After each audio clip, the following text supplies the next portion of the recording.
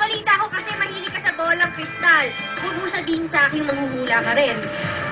Hindi. Ay, hindi. Dahil hindi, huhulaan kita. Mamaya pupunta ka sa stage. Tapos magpe-perform ka. Tapos papalakpakan ka ng audience. Tama ba ako? Oo. Tama, ang galing ko talaga. Chris, ikaw na.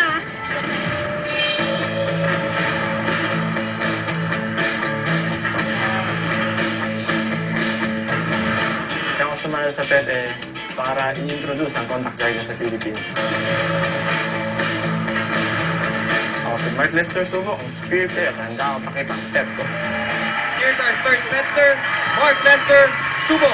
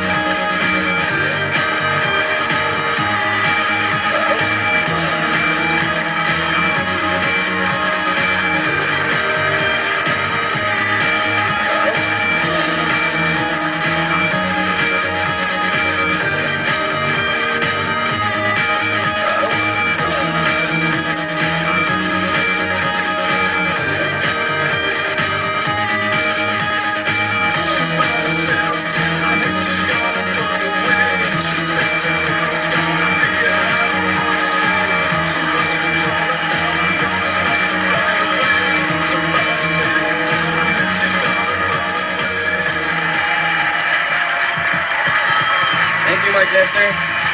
Parang ngayon ko na nakita itong performance na ginawa mo. Saan mo naman natutunan to?